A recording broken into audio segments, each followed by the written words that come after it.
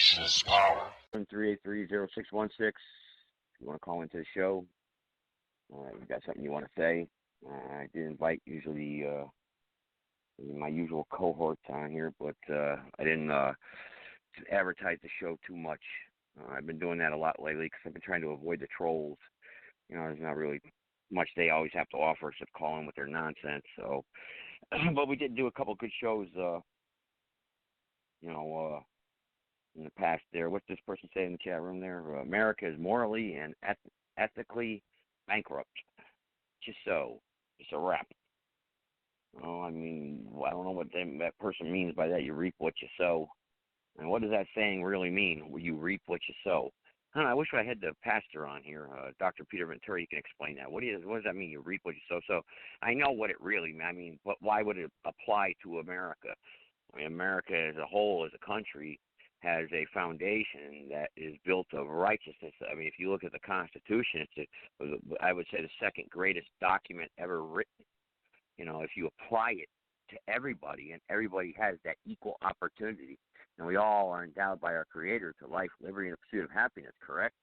I mean, if we all lived by that, and we got rid of these codified laws, these statutory laws that are designed to do nothing but bring in money for the corporation and the municipalities out there. And, I mean, just look at the Social Security Administration, how corrupt that has become. You know, I mean, all the fingers and hands that are in the pie, that pie. Most people don't even know it. So, you know, when you're working out there in the labor force and you're a part of this corporation, they're taking out these little bit of money here, Social Security, you guys see this, income tax this, and this and that, deducting that, you're paying into a machine committing sin. So I guess you could say you reap what you sow then, because you're knowingly doing it, because there's no tolerance for ignorance. Ignorance of the law is no excuse. But but if the foundations of America are genuinely good, I mean, like I said, nobody can argue with the Constitution. The Constitution there's nothing wrong with the Constitution. Give me another country out there that has a better document for a foundation of government. But he replied back to me, but before I read what else he says, I think my grandmother's listening tonight. My grandmother, she hasn't listened for a while. She's still out there, one of the original people that listened to this show from day one. My grandmother, I remember when she was on here with Mike, and then Joe from Florida, Sebastian, Florida there. That was a long time ago. It's amazing how time flies. And there were some other people listening at that time, too. They're no longer here with us either. Times change. We move on, move forward. But the show has definitely changed since those days. I mean, we basically did family and friends shows back then. We just talked about sports and stuff like that. And we started getting into issues of the world. But what's this person say? It means that you have planted seeds that are bearing fruit. Just look around. What fruit do you see coming to life? I don't see any fruit right around here coming to life. And I mean, planting seeds. I think the show has planted some seeds. You know, I don't know. They say obviously people do say a lot of, and sometimes the offspring of what they say can produce negative actions. But I mean, the show has done that. I mean, if I say one word, they record it and they play it on another show, and next thing you know, I'm a bad guy. I'm an evil racist. But, the show was suspended there for a little while. I got questioned on that. The show was suspended there for a little while. And, of course, like I said, I was questioned on that this past week. I'm not going to say where, when, and how, but, that individual there obviously must have been following my show, probably still is, who knows. I'm not going to mention any names. But he reminds me of a little troll, this person, he's like a little maggot. Well, a maggot serves a purpose. I don't think he serves any purpose, So, but he's probably following and listening, so that's fine. But, anytime he wants to come on to just don't listen. Join in. Press the number 1. Call in, 657-383-0616.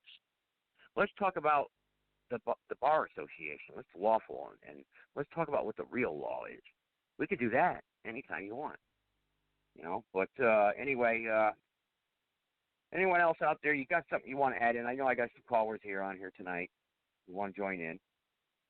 And I'm in. Okay, all right, I see you there, person in the chat room there. I see you. Okay, I think I see you. Okay, I got a couple of private numbers. I'll skip the private numbers and I'll go to you. I think that must be you then.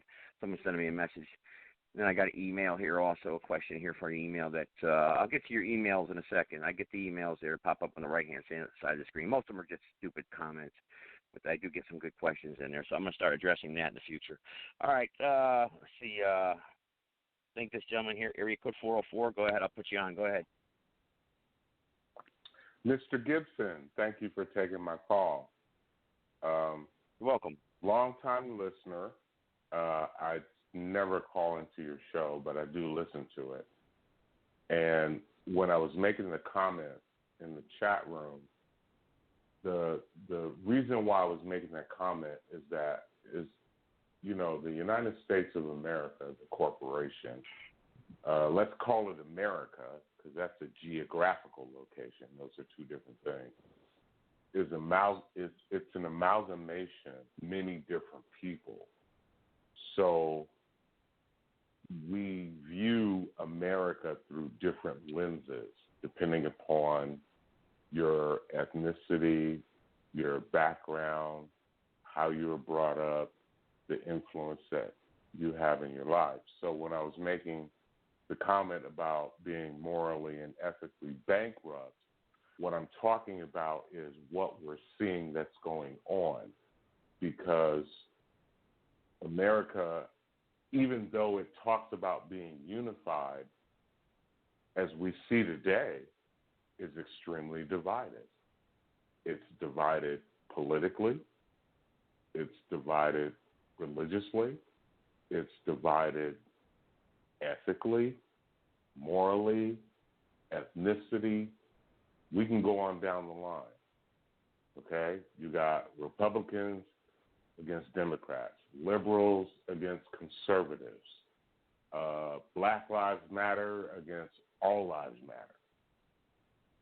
Wherever we turn, whatever group you're in, there's a group that opposes you. And that was my point, is that at the same time that we're talking about coming together, we have an infrastructure that is completely divided.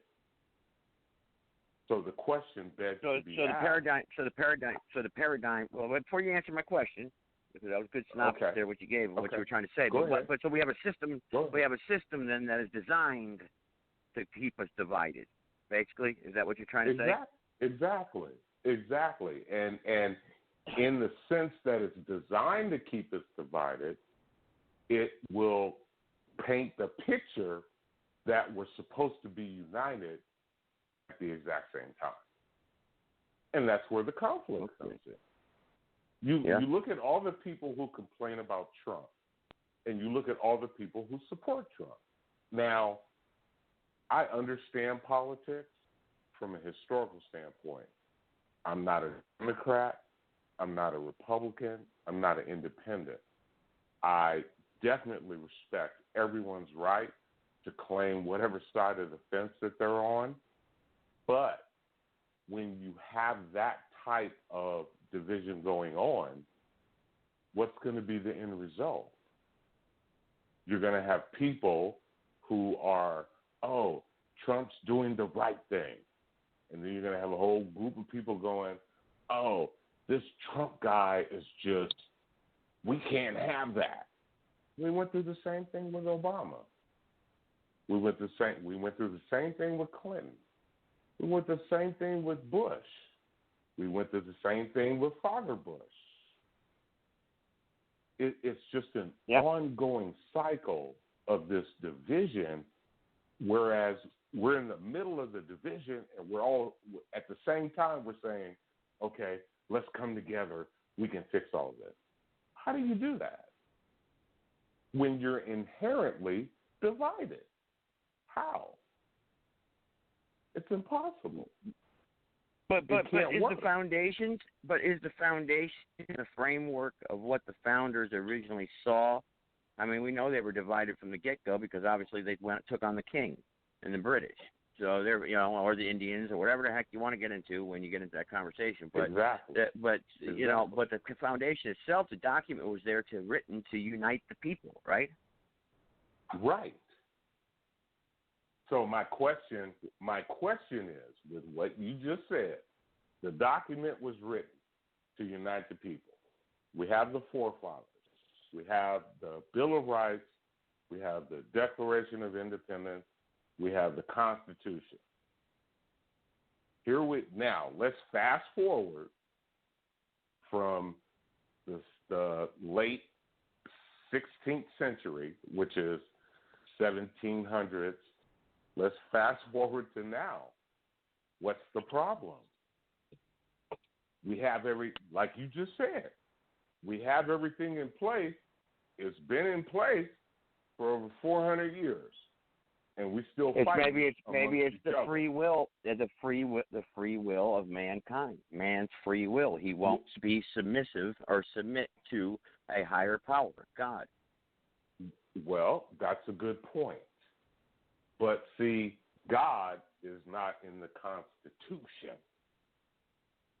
God is not in the Bill of Rights. So now you've crossed over into a religious realm. So are we talking about? Well, he's our creator, your creator. You know, your creator, whatever your creator may be, is your God. That's so they addressed that. The founders who wrote the framers. You know, whatever you want to believe in. If your God is a tree, then you submit to that higher authority. If that tree is not infringing upon the rights, the common law rights of your fellow man. You know, I mean, so I don't enslave you. I don't attack you. Can you see how that doesn't work for everybody? I know. Because if let me explain it to you. You believe in a tree. The next person believes in the sky. The next person believes in the ocean. How do you come to an agreement when you all have different gods? Yeah, you don't. You can't. It becomes a divide, whether it's you call it religious or whatever. You know. That's my point. So, in essence, what I'm saying is, we can't put it on, even though they put it under the caption of God. We can't put it on that because you have to understand one of the biggest reasons why this country was created that we're told historically were people who were escaping religious persecution because you had the Reformation that was going on in Europe. You had the Catholic Church against the Protestants, the English, you know, the British Crown wanted to get out from underneath Catholicism, the Roman Catholic Church, and that was what started all of it. Yeah. Because people wanted to separate, like you said, people wanted to separate. They wanted to have a place where they could just believe what they wanted to believe. Now, if you go back to 13th, 14th, 15th century Europe, okay, you had that was all a religious battle. It wasn't even economic because religion was actually king at that time. That was what was dictating what was going on everywhere. When you talk about France, when you talk about what we call today as Great Britain, when you talk about Italy, when you talk about all those hotbed areas, when you talk about Ireland, we're talking about religious stuff because people were being forced into, okay, you got to be this religion, you got to be of this faith, you got to be of this belief, and then they created wars behind that. There were wars. Well, a lot of people say, well, yeah, but then you go to, like, for instance, 1868, you go when the 14th Amendment of the United States Constitution was ratified, and that was what, July 9th, 1868. So, okay, so, you know, what that did was that closed the door on the schemes that aimed to make the United States a white man's country. You know, it was a victory that was a long time coming that people fought for, you know, because this was here. It opened up the door for civil rights movement, opened up the door for women's rights and whatnot. But yet it's still not working. Like you said, it's Correct. The ratification of the 14th Amendment really, it transforms a national belonging and made, African Americans and the women and everything else I just mentioned there try to be a part of the pie and have a piece of the pie, but at the same time, it's still not working. So what can work? What does work? What will work? Well, because I don't think the Constitution is that bad of a document. I can answer that question for you. The one thing America has not done, it has not settled its past. It has not reconciled it. It's done paperwork in the things that you're talking about, in amendments and ratifications and putting stuff on the books. However, the deeds are not there, the actual work. So that's where the struggle continues, because we can recite, your First Amendment right, your Second Amendment right, the 13th, the 14th, the 15th Amendment. If all of that stuff was working, let's just assume all of that works, why is what's going on today going on today? Evidently, the powers that be, can recite it, but it's not being implemented into everyday life for everybody. It's not happening. So what you're saying is, for instance, so you're saying, hang on, so you're saying that therefore, for instance, just say like the Black Lives Matter movement today. So if you go back at the history, go back to when did this start here? Actually, it was the African Americans that started it in 1855 as the National Colored Convention, where they gathered, asserting themselves as Americans, and their rights were, their rights on this soil here. They were born here on this soil. They're saying, hey, we're American, And meanwhile, everyone in the back rooms, they were writing laws to suppress them. So therefore, they can't, they can't get the suffrage of rights. Therefore, like the Constitution says, though, because the minority, we're a republic. The minority is supposed to be right all the time. That means if it's because we're not a democracy. We're not two wolves and a sheep voting on what's for dinner. That's not what we're supposed to be, even though that's what the TV says we are. And that's another problem. But so again, how do you fix the how do you fix it? Like I said, is it the Constitution is that the problem, or like you said, we have to atone for the sins of the past? Well, who do we apologize to?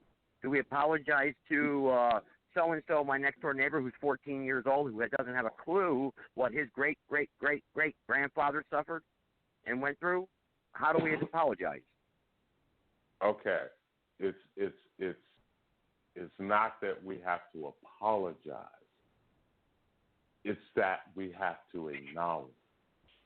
See, everybody that's listening on this show, everybody that's on this planet in the United States, in America right now, is completely removed from slavery. None of us, and let me make this clear, none of us who are listening right now had anything to do with slavery. If you were white, you had nothing to do with it. If you were black, you weren't in slavery. Physically, you weren't. Let me qualify that. Physically, you weren't in slavery.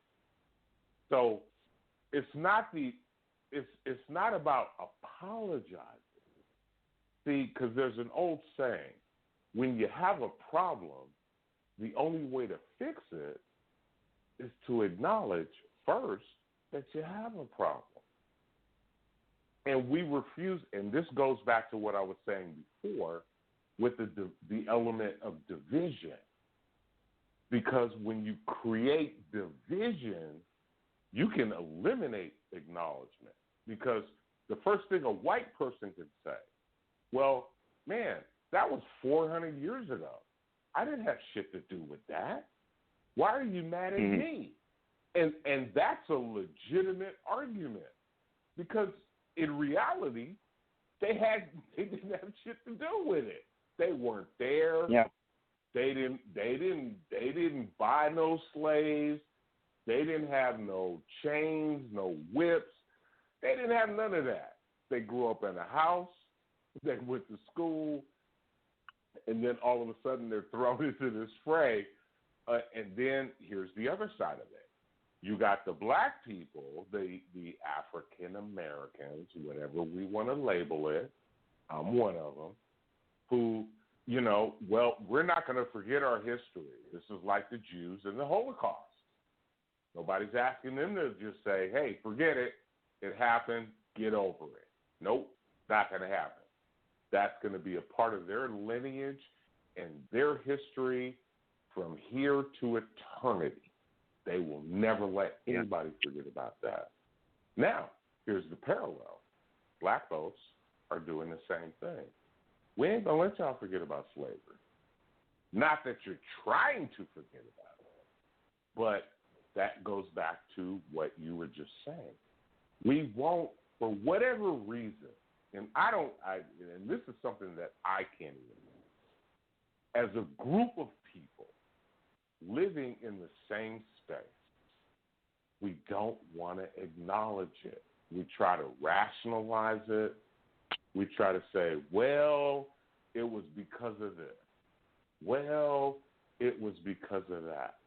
And that's not working anymore because we have what's called indigo children now. These are the millennials.